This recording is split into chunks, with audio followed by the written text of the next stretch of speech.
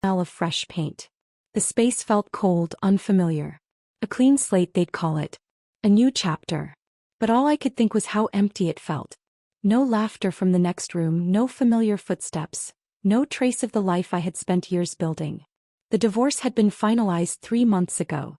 I told myself I was fine. Moving to this apartment was supposed to be proof of that. It was a smart choice.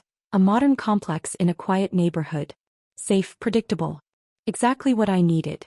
Or so I thought. It started almost immediately. As I carried the last box up the stairs, I felt it. A presence. That distinct, unmistakable sensation of being watched. My grip tightened on the cardboard, my heart picking up speed. I turned my head slightly, casually scanning the hallway. There he was. A man leaning against the railing a few doors down, arms crossed over his chest, studying me like I was the most interesting thing he'd seen all day. Dark hair, sharp features, confident stance. There was nothing overtly threatening about him, but something about the way he watched me made my skin prickle. I glanced away quickly, pretending I hadn't noticed, and shoved the box through my doorway. I had no interest in making small talk with neighbors. I barely had the energy to make peace with my own thoughts. By the time I turned back, he was gone. I shook it off. Big deal. Maybe he was just curious. New people moving in always attracted attention. But that wasn't the last time I saw him. That night, after a long evening of unpacking, I finally collapsed onto my couch, exhaustion weighing me down like a heavy blanket. The apartment was silent, save for the hum of the refrigerator and the occasional creak of the building settling. Then I heard it. A noise in the hallway. Not the muffled voices or distant footsteps I'd expect in an apartment complex, but something else, closer. A soft rustling like fabric shifting. A faint, almost hesitant movement as if someone was standing just outside my door. I sat up, my breath caught in my throat. It was probably nothing. A neighbor coming home late, a delivery being dropped off. I told myself that, but the uneasy feeling in my chest refused to subside.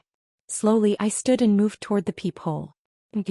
But just as I turned away, another noise, this time from the direction of his apartment. My pulse kicked up as I cracked my door open just an inch, just enough to see. His door was ajar. Dim light spilled into the hallway, but he wasn't standing there. He was inside, sitting in the shadows of his apartment, completely still. Watching. I held my breath. He wasn't looking at me, not directly. His gaze was focused on something unseen, his face unreadable. Was he waiting for someone? Was he listening? A chill crept up my spine. It was nothing. Just an odd moment. I didn't need to make it into something bigger than it was. I carefully closed my door, locked it, and exhaled. But as the days passed, I started to notice it more and more. Every time I stepped out of my apartment, he was there. Leaving just as I was locking my door. Standing by the mailbox as I checked mine. Exiting the elevator at the exact moment I stepped in. Coincidence. That's what I told myself. Coincidence. Until the morning I caught him watching again. I was sipping coffee on my balcony, staring out at the city when I felt it, that familiar weight of being observed. I turned my head slightly. He was standing on his own balcony 1 floor below. Looking up. Our eyes met. He didn't look away. A slow, deliberate smile tugged at the corner of his lips. I went inside and locked the door. This was no coincidence. The first real conversation happened in the elevator, a coincidence too perfect to be accidental. I had just stepped inside, arms full of groceries, when the doors slid shut and he appeared at the last second, slipping in smoothly, hands tucked casually in his pockets. The space felt too small, the silence too heavy, and I could feel the weight of his presence beside me. The subtle scent of his cologne mingling with the faint sterility of the elevator air. He glanced at my overflowing bags, let out a low chuckle, and made an offhand remark about how I must have been planning for a disaster. I forced a polite laugh, shifting the weight of the bags, my fingers gripping the handles just a little too tightly. Then, without thinking, I muttered something about how I hadn't quite mastered the art of grocery shopping for one yet. His expression flickered, something unreadable passing through his eyes, and for a second I regretted saying it, regretted letting even that small sliver of personal information slip through. But then his voice softened as he said he understood, and that single moment stretched longer than it should have, his gaze steady, unreadable. The elevator doors slid open, breaking the strange tension, and as I moved to step out, he shifted just slightly to let me pass, his voice low as he said, "See you around, neighbor." I told myself it was nothing, just a meaningless interaction between two people sharing the same building, but I felt it linger, that awareness, that subtle shift in the air between us. Days passed, more run-ins, more fleeting conversations in the hallway outside the building near the mailboxes. He always seemed to be there, always at the right moment, never intrusive, just present.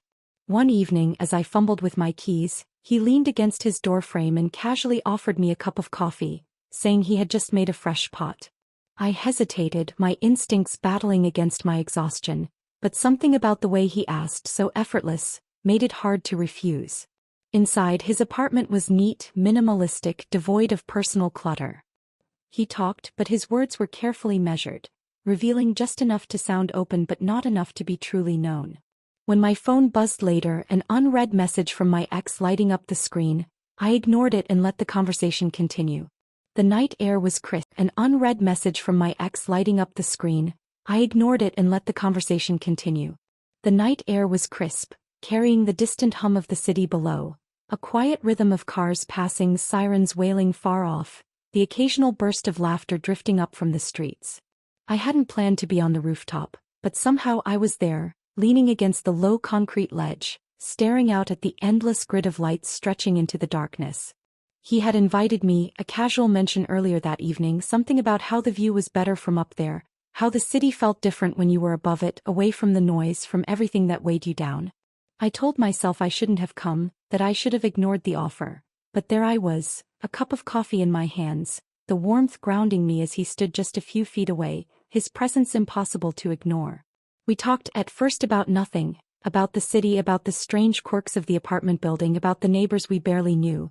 Then, without realizing, the conversation shifted deeper, more personal. He told me about the places he had lived, the cities he had left behind, the people who had faded into memory. But his words were always careful, never revealing too much, always keeping a part of himself locked away. I told him about the move, about starting over, about how strange it felt to be in a place that wasn't yet home. He listened, really listened, his eyes never leaving mine, his silence more comforting than any empty reassurance. The space between us grew smaller, not physically, not yet, but in the way the air felt heavier, charged with something unspoken, something undeniable. I turned to say something, what I didn't know. But before I could, he was closer, his gaze holding mine, his breath warm against my skin. And then it happened. His lips found mine, slow at first, hesitant, testing, waiting for resistance that never came. It wasn't desperate, it wasn't rushed, it was deliberate, deep, a quiet unraveling, a moment that felt inevitable from the second we met. My heart pounded, my mind screamed that this was a mistake, but my body betrayed me, leaning into him before I realized what I was doing. Then suddenly I pulled back, the cool air rushing between us like a shock to my system. His eyes met mine, steady, unreadable, but his lips curled into the faintest smile as he whispered, "You feel it too, don't you?" I told myself it was nothing, just a moment, just the pull of the night, the weight of too many unsaid things crashing together in the space between us. But it wasn't nothing, and I knew it the second I woke up the next morning, the taste of that kiss still lingering, the ghost of his touch still imprinted on my skin like an echo I couldn't shake. He was always there, always watching, always knowing exactly what to say before I even had the words, and I couldn't decide if that should have scared me or drawn me in deeper. It wasn't just that he listened, it was the way he seemed to understand, the way he unraveled my thoughts before I even spoke them, as if he had been inside my head long before we ever met. The way he moved, the way he timed his appearances so perfectly, it started to feel less like coincidence and more like intention, like he was always one step ahead, like he knew things about me that I hadn't yet figured out myself. And then the messages started. At first I thought it was spam, just another random number flashing across my screen, but the words sent a shiver down my spine. "You're making a mistake." I stared at the text, my pulse picking up, my mind racing through every possibility of who it could be, why they would send it, why now. I tried to brush it off, but the second message came just minutes later. "He isn't who you think he is." My hands went cold. I glanced toward the door, half expecting him to be standing there, as if he could hear my thoughts, as if he somehow knew. I deleted the messages, convincing myself it was a joke, a wrong number, anything but what it felt like. A warning. And then, as if the universe wasn't done playing with me, There was a knock at my door. A man stood there, tall, composed, his presence calm but intrusive in a way that told me he wasn't just another neighbor. He introduced himself, flashed a badge, asked about my building, my neighbors, if I had noticed anything unusual. "Strange things happen here," he said, voice measured, eyes scanning my face for a reaction. "People disappear. People show up where they don't belong. People aren't always who they say they are." My mouth went dry. I wanted to tell him no, I hadn't seen anything, I hadn't noticed anything at all. But the truth was I had. I told myself I wouldn't see him, that I had nothing left to say, that whatever needed closure had been buried the day I walked out. But when his number flashed across my screen, my fingers hovered over the decline button for too long, hesitation slipping through the cracks of my resolve. "Just coffee," he had said, just a conversation, like we were two old friends catching up instead of two people who had unraveled each other, who had loved and hurt and broken apart in ways that couldn't be undone. I agreed before I could talk myself out of it, before I could remind myself that the past was supposed to stay where I left it. The cafe was the same one we used to go to on Sunday mornings, the same corner booth, the same smell of burnt espresso and vanilla that once felt like home. He looked the same, yet different. More tired, more worn, like the weight of everything we didn't say had settled onto his shoulders. I could see the words he wanted to say before he even opened his mouth, the careful way he studied me, like he was searching for traces of the woman he used to know. He asked if I was happy and I laughed, not because it was funny but because I didn't know how to answer. We danced around the real conversation, filling the silence with small talk, until the weight of what we weren't saying became unbearable. He leaned in, voice lower, eyes sharp, asking if this was really it, if I was really going to let go, if there was no part of me that still felt something. And for a second I wanted to lie, to tell him I had no doubts, no regrets, that I had moved on so cleanly, so perfectly, that nothing about him still clung to the edges of my thoughts. But then he reached for my hand, just a brief touch, just long enough to remind me of every version of us that ever existed. I wanted to lie, to tell him I had no doubts, no regrets, that I had moved on so cleanly, so perfectly, that nothing about him still clung to the edges of my thoughts. But then he reached for my hand, just a brief touch, just long enough to remind me of every version of us that ever existed, and before I could react, before I could stop it, his lips were on mine. It wasn't desperate, wasn't demanding, it was slow, careful. A plea more than a kiss, a quiet, aching question with no real answer. And for a moment I let it happen, let myself slip into the familiar warmth, let my mind whisper that maybe, until I pulled away breathless, shaking my head. "I can't," I murmured, and I knew then that I meant it. The past was over. I started noticing it more and more. The way he carefully steered conversations away from himself, how he listened intently but never truly revealed anything. Every time I asked a question about where he was from, where he had lived before, how he ended up here, his answers were vague, polished, rehearsed, just enough to sound real but empty enough to leave no trace. He would smile, shift the subject, turn the conversation back to me, and somehow I'd always let it happen, as if the way he looked at me, the way he made me feel seen, was enough to make me forget that I knew almost nothing about him. But that night everything shifted. He had invited me over again, just a drink, just an easy way to end the evening after running into each other outside. His apartment, like always, was impossibly neat, carefully arranged, everything in its place, but this time something about it felt different. Like the air was heavier, like something unseen was pressing against the walls, waiting to be found. We talked, or at least I did, letting my words fill the silence as he leaned back in his chair, watching, nodding, that same unreadable expression lingering in his eyes. Then his phone rang, a name flashing across the screen that I didn't recognize, his entire demeanor shifting the second he answered. He muttered something about needing a minute and stepped out onto the balcony, closing the door behind him. And that was when it happened. I hadn't meant to snoop, hadn't planned to do anything but sit there, sip my drink, pretend that the tension pulling at my ribs wasn't real. But then I saw it. A stack of papers, photographs peeking out from beneath them, something about the way they were half hidden sending a quiet warning through my chest. I reached out, fingers brushing against the edges, and before I could stop myself I was looking. Faces I didn't recognize, streets I had never walked, moments captured that felt too precise, too intentional. And then I saw it, me. A photo of me standing outside a cafe, my face half turned, my hair caught in the wind, the date in the corner marking it as months before we ever met. My stomach twisted, a slow, creeping dread curling around my spine. This wasn't coincidence. This wasn't random. He had known me before I ever knew him. And that changed everything. I didn't sleep that night. The photograph burned in my mind, the timestamp proof that he had been watching me long before I ever knew he existed. Every interaction, every accidental meeting, every moment that felt like fate was nothing more than design. I replayed every conversation, every carefully chosen word, every glance that had lingered too long, and with each memory the truth became sharper, more impossible to ignore. By morning my decision was made. I needed answers, real ones, not the vague half-truths he fed me like I wouldn't notice the holes between them. I needed to know who he was. The detective's office was in a small building on the other side of town, tucked between a laundromat and a closed-down diner, the kind of place you wouldn't look twice at unless you were desperate. When I walked in, he barely looked surprised to see me, as if he had been expecting this moment, as if people like me ended up in places like this more often than I wanted to believe. I told him about the photograph, about the way my neighbor always seemed to be there, about the way his past didn't seem to exist beyond the pieces he chose to share.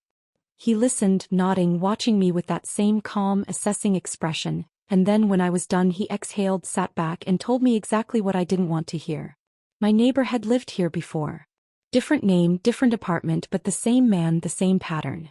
He'd move in, blend into someone's life, become exactly what they needed, and then just as suddenly as he arrived he would disappear, leaving nothing behind but unanswered questions and uneasy memories. I felt cold all over, the weight of it sinking into my bones, the realization that I had let him in, let him see parts of me I didn't show anyone. The detective warned me to stay away, but I couldn't. Not yet. I had to see his face when I confronted him, had to look him in the eyes and demand to know why. That evening, I knocked on his door, my heart hammering, my hands clenched into fists at my sides. He opened it, met my gaze, smiled like nothing had changed, like he hadn't spent months orchestrating his way into my life. "You okay?" he asked, voice smooth, unbothered. And in that moment I realized he knew I had found out. And he wasn't afraid. I wasn't looking for him that night. I had spent the entire day trying to shake off the conversation with the detective, convincing myself there had to be some other explanation, some missing piece that made everything make sense. I told myself I'd confront him again, that I'd push harder, demand real answers instead of letting him dance around the truth like he always did. But then I saw him. It was supposed to be a simple errand, a quick stop at the cafe down the street, a place I had been to 100 times without ever thinking twice about it. But as I walked past the large windows I froze. He was there. Sitting in the farthest booth, his back... But as I walked past the large windows I froze. He was there. Sitting in the farthest booth, his back relaxed against the seat, his arm draped over the shoulder of a woman I had never seen before. She was laughing, leaning into him, her fingers tracing light patterns over his wrist like they had done it 1,000 times before. And then it happened. He turned toward her, murmured something I couldn't hear, and then without hesitation he kissed her.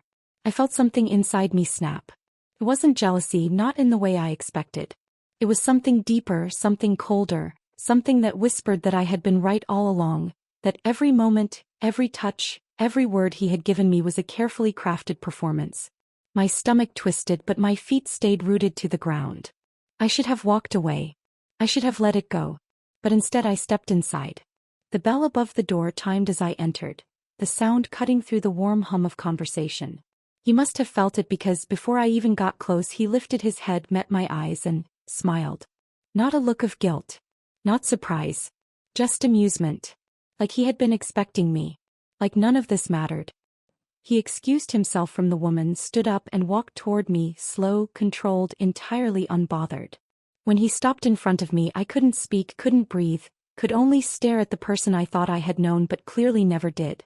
He tilted his head slightly, studying me the way he always did, then leaned in, voice low, almost amused. "You knew we weren't the only ones in this story, didn't you?"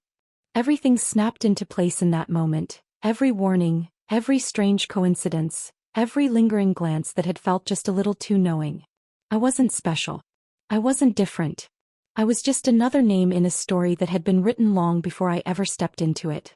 The way he looked at me now, calm, steady, completely unshaken, sent a cold realization through my veins. He had always been in control.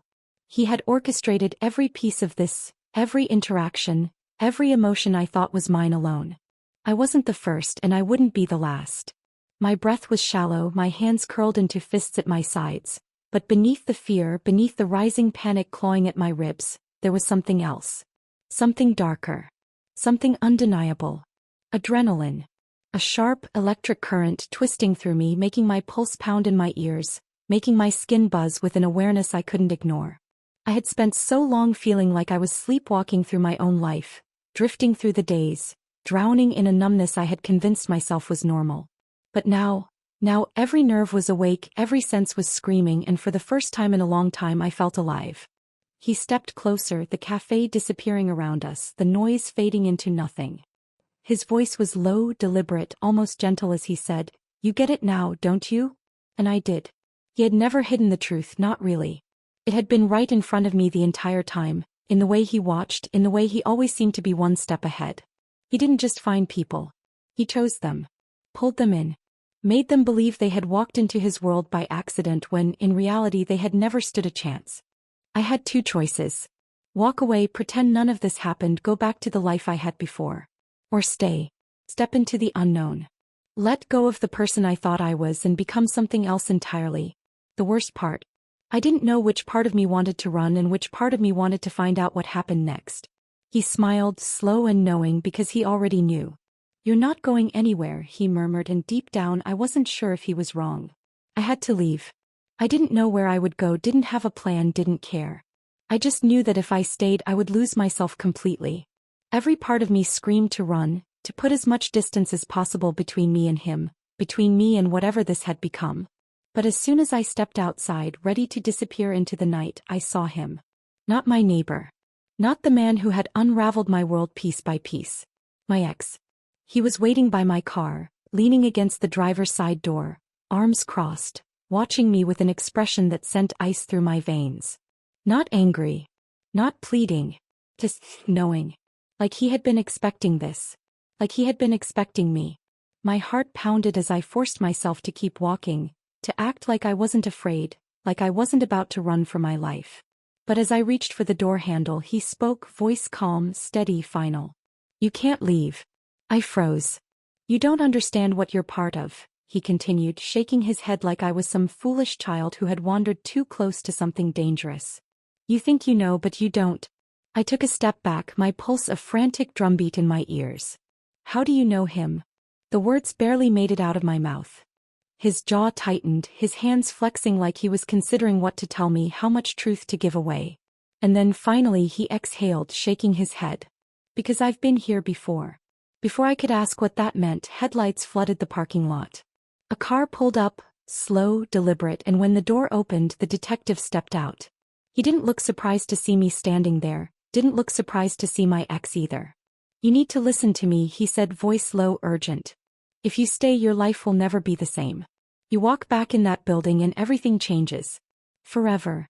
I turned to look back at the apartment, at the door that led to the man who had pulled me into his orbit, at the choice I wasn't sure was still mine to make.